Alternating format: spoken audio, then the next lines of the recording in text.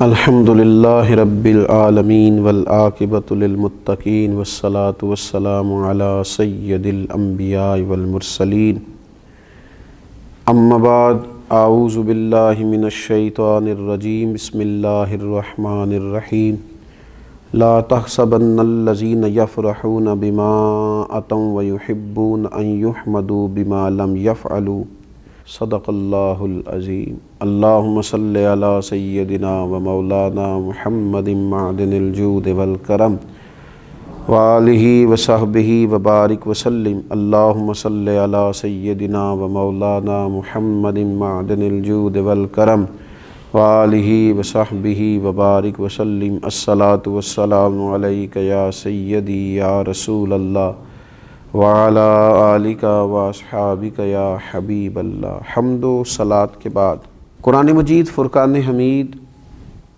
ہمیں کچھ ایسے روحانی امراض کے بارے میں شعور دیتا ہے کہ جو دلوں میں موجود ہوتے ہیں اور انسان کے دل کے اندر جو اس کی روحانی زندگی ہوتی ہے اس کے لیے بڑے نقصان کا باعث ہوتے ہیں، اور جب دل کے اندر وہ چیزیں پوری طرح جڑ پکڑنے لگتی ہیں تو انسان کے جو ظاہری معاملات ہوتے ہیں، اس کا جو لوگوں کے ساتھ میل ملاپ ہوتا ہے اور اس کے جو تعلقات ہوتے ہیں اس پر بھی اس کے وہ روحانی مسائل اثر انداز ہوتے ہیں۔ یہاں تک ہی نہیں، پھر اگر وہ مسائل اسی طرح برقرار رہیں تو وہ جو نیکی کے کام انسان کرتا ہے، اپنی زندگی میں خیر جمع کرتا ہے، اللہ تبارک و تعالیٰ کا بندہ ہو کر، نبی اکرم صلی اللہ تعالیٰ علیہ وسلم کا امتی ہو کر وہ دین کے رستے پہ چلتا ہے، تو اگر اس کی روحانیت میں بگاڑ ہو تو وہ چیزیں اس کو وہاں بھی تکلیف کا باعث بنتی ہیں اور اس کے نیک اعمال پر بھی اثر انداز ہوتی ہیں۔ انہی مسائل میں سے ایک بڑا مسئلہ جو بہت بڑی روحانی بیماری ہے اور بہت زیادہ تکلیف کا باعث ہے، وہ ہے حب جاہ کا مسئلہ، یعنی شہرت کی خواہش، عزت کی خواہش۔ لوگ میری تعریف کریں، میں لوگوں میں جانا پہچانا جاؤں، لوگ میرا ذکر کریں، جگہ جگہ لوگوں کو پتہ چلے کہ فلاں صاحب ہوتے ہیں۔ حالانکہ حضرت مولا علی شیر خدا کرم اللہ تعالی وجہہ الکریم ارشاد فرماتے ہیں، اسے مبارک ہو جسے تھوڑے لوگ جانتے ہیں، وہ شخص باعث مبارکباد ہے جس کی زیادہ شہرت نہیں ہے۔ وہ تو تنہائی میں بیٹھ کے آرام سے اپنے رب کریم کو یاد کر لے گا۔ تو ایک بڑی بیماری دل کی، شہرت حاصل کرنے کی بیماری، اپنا آپ بتانے کی بیماری، اپنے آپ کو لوگوں کے سامنے بڑا ظاہر کرنے کی بیماری، یہ اتنا تکلیف دہ امر ہے کہ اس نے پوری دنیا کے اندر ایک عجیب سی دوڑ لگا دی۔ جس کو اللہ تبارک و تعالیٰ نے کچھ علم دیا وہ بھی چاہتا ہے کہ اب میری شہرت ہو جائے، الا ماشاءاللہ۔ اگر کسی کو اللہ تعالیٰ نے کوئی صلاحیت دی ہے، کسی شعبے میں مہارت دی ہے، تو اس کو اس مہارت کے ساتھ شہرت بھی چاہیے۔ اللہ نے پیسہ عطا کیا ہے اپنے فضل سے، تو بجائے اللہ تبارک و تعالیٰ کی مخلوق پر خرچ کرنے کے وہ اسے شہرت کا باعث بنانا چاہتا ہے، وہ آگے بڑھنا چاہتا ہے۔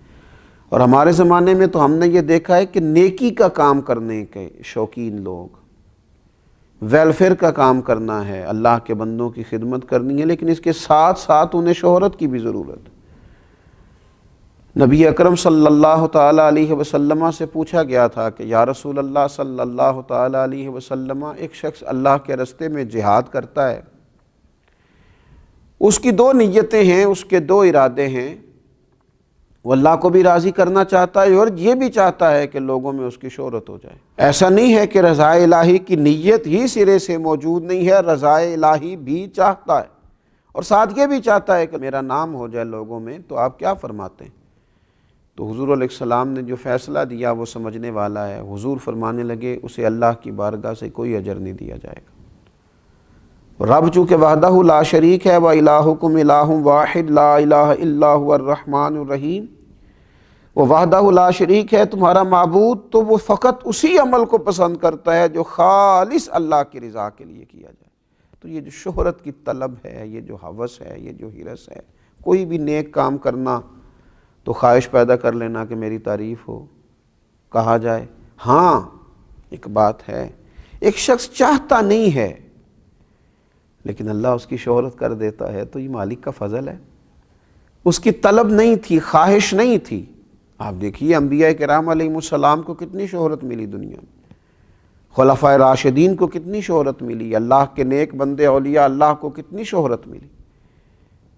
وہ خود بخود اللہ تعالیٰ ان کے لیے اہتمام فضل کر دے، ان پر کرم ہو جائے، وہ بات الگ ہے، لیکن اپنی خواہش پیدا کرنا اور ہمہ وقت اس طلب اور تڑپ میں رہنا کہ ہمیں اللہ تبارک و تعالیٰ کوئی ایسا نظام کر دے کہ ہم مشہور ہو جائیں، یہ طریقہ درست نہیں ہے۔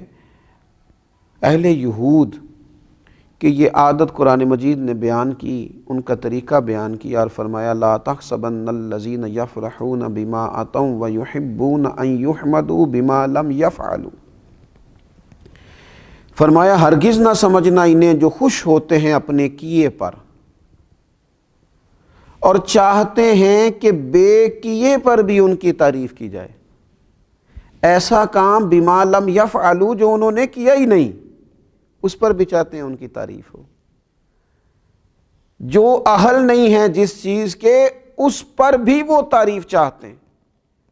جو ہنر، جو فن، جو خوبی ان کے پاس موجود ہی نہیں ہے، ان یحمدوا بما لم یفعلوا، اس پر بھی تعریف مانگتے ہیں جو کام انہوں نے کیا نہیں ہے۔ آپ دیکھیے نا، یہ ہمارے ملک میں آپ کبھی نظر دوڑا کے دیکھیں تو ڈھیر سارے لوگ ایسے ہیں جو بہت سارا کریڈٹ اپنے کھاتے میں ڈالنا چاہتے ہیں، حالانکہ وہ کام انہوں نے کیا ہی نہیں۔ پیسہ قوم کا لگ گیا، محنت کسی نے کی، اور تختی لگانے کی باری آئی تو ہر شخص اپنا کریڈٹ لینا چاہتا ہے، وہ کہتا ہے اس کو میرے کھاتے میں ڈال دو۔ اہل یہود کا طریقہ بتایا اللہ تعالیٰ نے، اللہ مسلمانوں کو اس سے محفوظ فرمائے۔ فرمایا کہ وہ جو نہیں کیا، بے کیے پر بھی تعریف کرنا چاہتے ہیں، فرمایا ایسوں کو ہرگز عذاب سے دور نہ رکھا جائے گا، ایسوں کو ہرگز عذاب سے دور نہ جاننا، وَلَهُمْ عَذَابٌ أَلِيمٌ، ان کے لیے دردناک عذاب ہے۔ یہ عذاب کے مستحق ہیں اللہ کی بارگاہ میں۔ میرے نبی اکرم صلی اللہ تعالیٰ علیہ وسلم نے فرمایا انسان کے لیے برا ہونے کے لیے اتنا ہی کافی ہے کہ لوگ اس کے دین یا دنیا کے معاملے میں اس کی طرف انگلیوں سے اشارہ کریں، یعنی اس کی تعریف کریں، البتہ جسے اللہ محفوظ رکھے۔ فرمایا یہ تو برا ہونے کی علامت ہے کہ لوگ تیری تعریفیں کرتے پھریں، وہ جو تو چاہتا تھا، اگر تو چاہتا تھا، اس کی شرح میں شارحین نے لکھا اگر تو چاہتا تھا میری تعریف ہو تو پھر یہ تیرے برا ہونے کی علامت ہو گئی تیری تعریف۔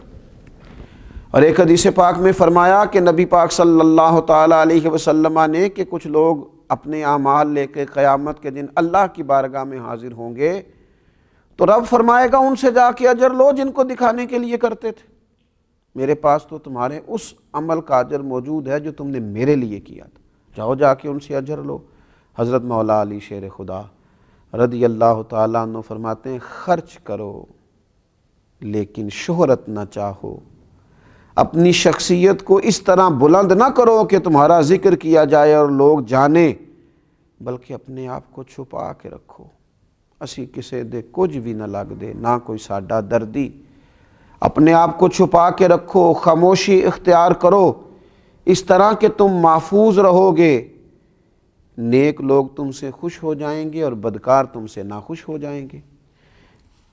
فرمایا یہ کام کرو، ان کو اپنی زندگی کے اندر طے کرو۔ ایک بزرگ گزرے ہیں حضرت ابو الحسن محمد بن اسلم توسی رحمۃ اللہ تعالی علیہ، حضرت ابو عبداللہ رحمۃ اللہ علیہ فرماتے ہیں کہ میں ان کے ساتھ 20 سال تک رہا ہوں، میں نے نہ انہیں صرف فرائض اور واجبات ہی ادا کرتے دیکھا ہے، وہ فرض نماز پڑھتے، واجبات ادا کرتے اور وہ اپنے حجرے میں چلے جاتے۔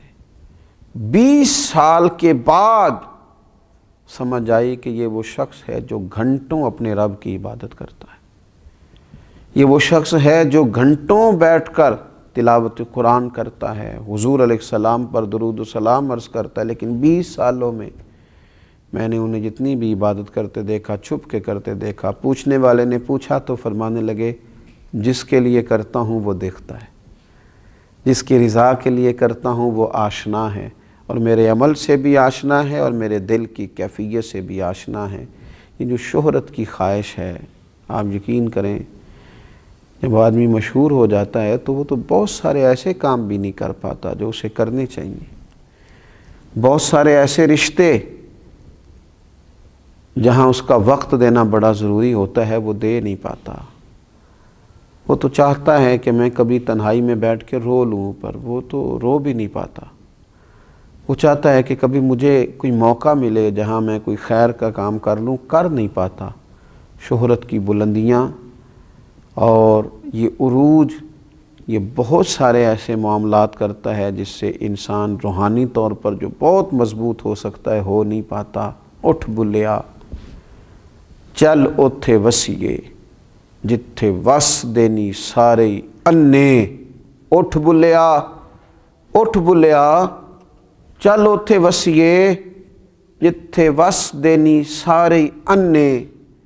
نہ کوئی ساڈی ذات پچھانے، نہ کوئی سانو منے۔ اللہ تبارک و تعالی شہرت کی بری خواہش سے محفوظ رکھے۔ وما علینا الا البلاغ۔